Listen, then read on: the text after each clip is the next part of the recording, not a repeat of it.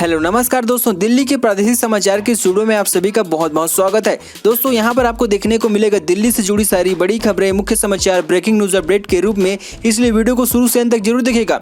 दोस्तों वीडियो को प्यारा सा लाइक और चैनल को सब्सक्राइब जरूर कर लीजिएगा ताकि दिल्ली से जुड़े कोई भी खबरें छूटे ना पाए। चलिए दोस्तों टाइम वेस्ट न करते आगे बढ़ते हैं खबर की ओर। दिल्ली एम्स के 35 डॉक्टरों को भी हुआ कोरोना। कल गंगाराम अस्पताल के 35 डॉक्टर मिले थे पॉजिटिव। देश भर में तेजी से फूटते कोरोना बम के बीच शुक्रवार को दिल्ली के अखिल भारतीय आयुर्वेदिक संस्थान में 35 डॉक्टर कोरोना वायरस से संक्रमित पाए गए हैं। संक्रमित हुए सभी डॉक्टर कोरोना वैक्सीन की 2 डोज भी ले चुके हैं। इससे पहले कल दिल्ली के ही गंगाराम अस्पताल के 37 डॉक्टरों में कोरोना संक्रमण की पुष्टि हुई थी। दिल्ली हाईकोर्ट ने मॉडल से रेप के मामले में मुंबई के पत्रकार को दी गिरफ्तारी से अंतरिम सुरक्षा। दिल्ली हाईकोर्ट ने एक 5 स्टार होटल में मॉडल से रेप के एक मामले में आरोपी मुंबई के टीवी पत्रकार को मुंबई की जांच में शामिल होने की शर्त पर शुक्रवार को गिरफ्तारी से अंतिम सुरक्षा प्रदान कर दी गई है। जस्टिस मुक्ता गुप्ता ने इस मामले में पत्रकार के वरुण हिरेटा की अग्रिम जमानत के अनुरोध वाली याचिका पर दिल्ली पुलिस और शिकायतकर्ता महिला को नोटिस जारी कर उसका जवाब मांगा है। लूटने के लिए लोगों पर छोड़ देते थे बंदर, अब पुलिस ने किया अंदर। दिल्ली पुलिस ने बंदरों का इस्तेमाल करके लोगों को लूटने के आरोप में 2 लोगों को गिरफ्तार किया है और इसका एक साथी अभी फरार है। आरोपी ने करीब 3 महीने पहले तुगलकाबाद किले के जंगल में बंदरों को पकड़ा था। पुलिस ने दोनों बंदरों को वन्य जीव केंद्र में सौंप दिया है। पुलिस अब इनके द्वारा लूटे गए लोगों का पता लगाने की कोशिश कर रही है। अनिल विज को हुई हरियाणा में किसानों को कोरोना से बचाने की चिंता, बोले वार्ता फिर शुरू करने को कृषि मंत्री को लिखूंगा पत्र।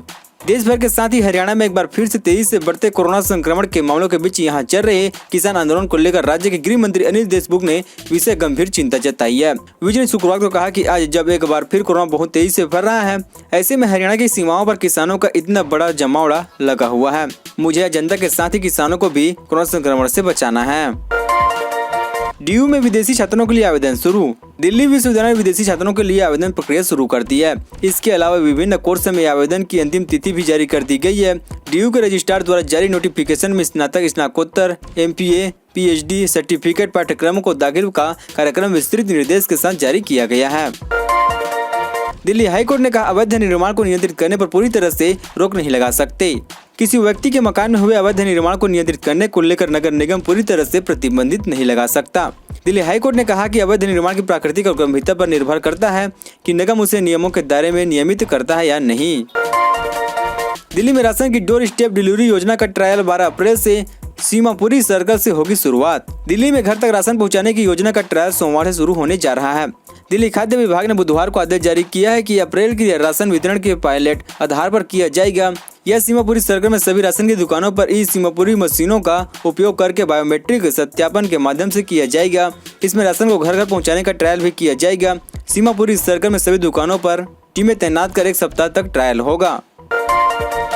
दिल्ली में फिर बेकाबू हुआ corona. Rajiv Gandhi super specialist अस्पताल में सभी गैर कोविड सेवाओं पर रोक। दिल्ली में कोरोना संक्रमण के बढ़ते मामलों के मद्देनजर राजीव गांधी सुपर स्पेशलिस्ट अस्पताल में चली रही सभी गैर कोविड-19 सेवाओं को अगले आदेश तक तत्काल प्रभाव से रोकने का आदेश दिया गया है।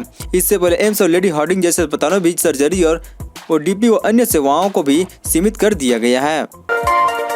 दिल्ली में मीडिया कर्मियों को राहत। नाइट कर्फ्यू के दौरान ई-पास की जरूरत नहीं, ID कार्ड ही होगा मान्य। दिल्ली सरकार ने प्रिंट और इलेक्ट्रॉनिक मीडिया को राहत देते हुए नाइट कर्फ्यू को लेकर जारी किए गए अपने पहले के आदेश में आंशिक संशोधन कर मीडिया कर्मियों को ई-पास लेने की आवश्यकता से मुक्त कर दिया है। ई-पास के स्थान पर अब उन्हें ID कार्ड ही मान्य होगा। मंगलवार को जारी किए गए आदेश में कहा गया था कि प्रिंट और इलेक्ट्रॉनिक मीडिया के लोगों को ई-पास के जरिए आवाजाही की इजाजत होगी। नई दिल्ली में सोना 490 रुपए चढ़ा, चांदी 890 रुपए तेज। नई दिल्ली के सराफा बाजार में 9 अप्रैल को सोने की कीमत में तेजी रही है। सोना 490 रुपए की मजबूती के साथ 47,860 रुपए प्रति 10 ग्राम के स्तर पर पहुंच गया है।